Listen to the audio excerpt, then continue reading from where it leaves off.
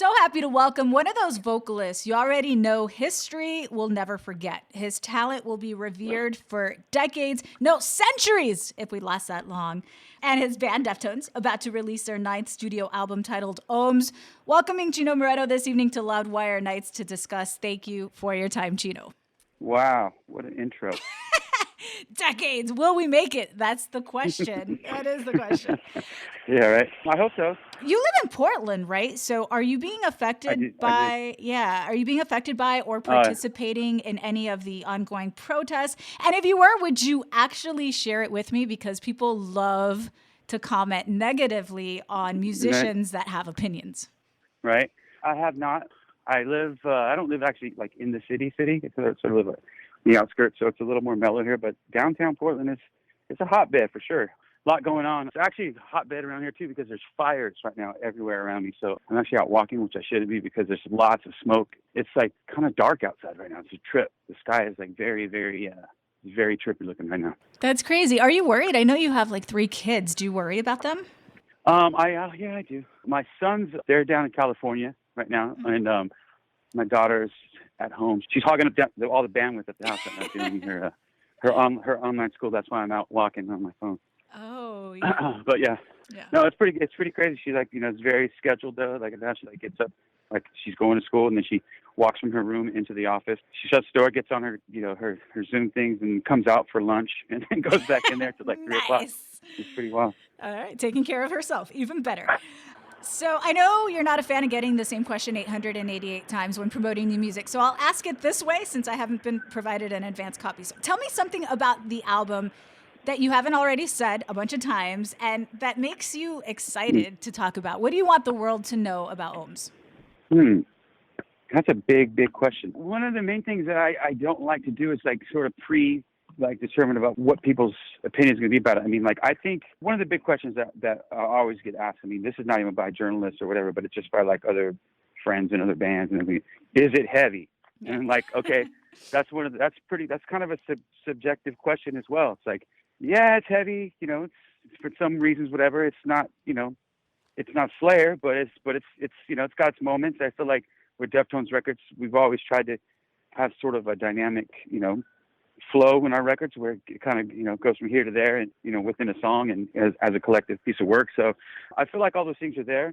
I'm excited though for people to hear it and really dig into it and get out of it. Basically let the music sort of present itself to them and whatever. Like, I'd rather not just sum up like what you should feel when you hear it, but I definitely think it's an emotional record. It was made before pre-pandemic, whatever, but I really feel like there's a lot of stuff on it that really, really mirrors kind of like what a lot of people I think are going through right now as far as just dealing with all this isolation and lack of connection. And I feel like that rears its head a few times with this batch of songs for sure. The band brought Terry Date back to produce Ohms. He produced the band's first 4 records. Tell me about how you write a song, because I was kind of surprised to hear you say that you find writing lyrics very difficult. I don't know why. As, a songwriter, I didn't expect to hear those words come out of your mouth. But tell us about, let's use Ohms for an example. Like, what was the first idea that led to the song Ohms? And then when does Terry pop in and what does he add? What's his role?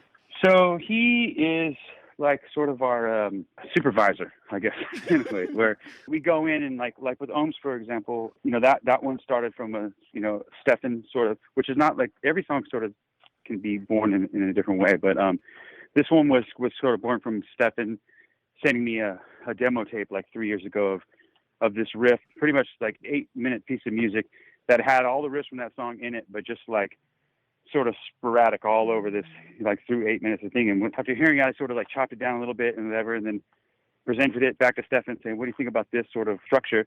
Then we were in the rehearsal spot working on music, and Stefan started playing it sort of in that thing, and everybody slowly joined in. I came really quick with the vocal melody, not so much the words, but the way the cadence I was singing in the melody. Came up with that pretty much like right then in that moment when we all started playing it for the first time. And from there, Terry came in, I want to say, shortly after that. still was trying to cut the song down because at that point it was still like 6 minutes long.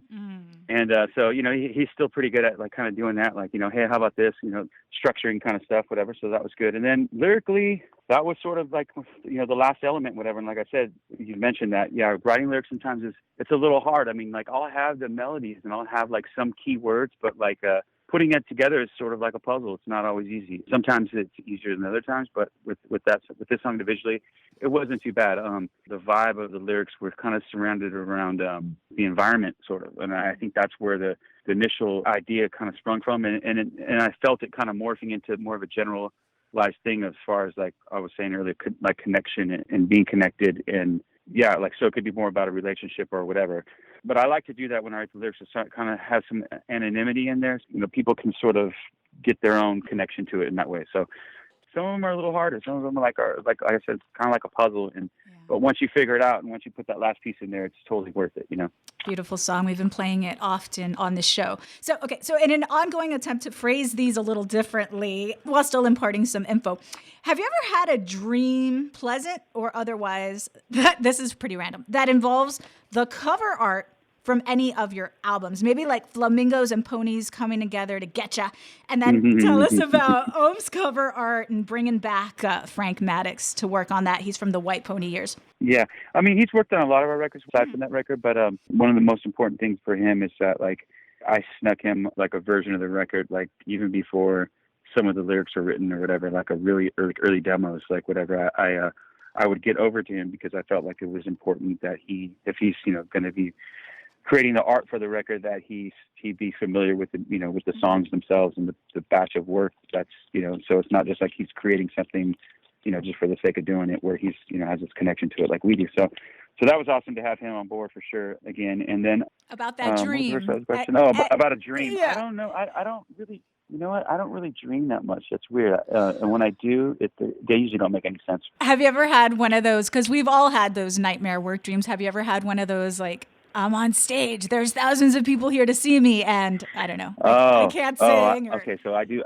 Okay, I can't lie. I do have every now and then I'll have a dream. It's always like we're supposed to be on stage or whatever, and I'm backstage. I'm looking for something. I can't find something, whatever it may be. It's like one of my shoes or like something that I need to go on stage with, and I can't find it, and I'm like panicking because the band's already on stage and they already start playing the songs. Yeah. And then literally it's like they play a couple songs without any vocals to it, and I kind of hear people like in the crowd going like, "Where's Chino?" Like, "Where's Chino?" Like whatever, whatever. And I'm like backstage like panicking, still looking for something. I've had that dream actually a few times. Hilarious. Yeah, that sounds familiar. I've had the radio version of that, so I think a lot of people can relate to that.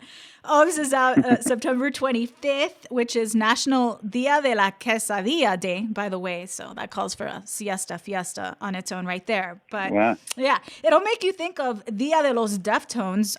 Needless to say, year 3 of the annual festival not happening this year, right? Nothing is happening this year. Deftones also had to postpone their tour with Gojira and Poppy to 2021. How do you feel about having new music to perform and yet having to sit on it till maybe, hopefully, 2021? That's wishful thinking at this point. Yeah. It's tough, you know. Obviously, we've never dealt with anything like this. I mean, we've always, this time, you know, in a normal world, this time we'd be already out touring pretty much on it. And, you know, so we've always done things that way. This time, obviously, it's going to be different. Yeah, I don't know. It's going to be a trip. I really hope. I mean, same as you, I'm really hopeful that, you know, next summer we can be out there. There's a good chance we can. There's also a chance that maybe not. So don't want to get too excited about it, but I think we'll just kind of take it day by day with everybody else. And there's other things that are pressing as well in the world that we're all dealing with. So I look forward to it. You know, whenever it may happen, I look forward to going out there and playing again. I mean, I haven't seen my band members in like 6 months. I haven't seen like any of the guys in my band. It's so weird right now that like, you know, we have a new record coming out and I haven't even seen these guys like in almost half a year. In June, Deftones marked the 20th anniversary of their critically acclaimed and listener-loved third studio album, White Pony. In celebration, the band's going to be releasing Black Stallion, which will feature all new remixes of the White Pony tracks. So, and each song is going to have a different producer. So is it still going to sound the same song? So like you're not re-recording vocals or anything, right? Explain. I am not. But there may be some, from some of the guests, there may be some vocals added to it as well. But I didn't redo any of my parts. But it's all pretty much been flipped upside down, and it's super awesome. I mean, it's an idea that we kind of had 20 years ago to do, and finally getting around to it now. It's been kind of a neat thing for us as well. So, but it'll be a great little bonus to the 20-year anniversary edition. We'll wrap on this very extremely random question. Ohm's law states that for any circuit, the electric current is directly proportional to the voltage and is inversely proportional to resistance. If Ohms the album had a law, what would it be? Something yin and yangy?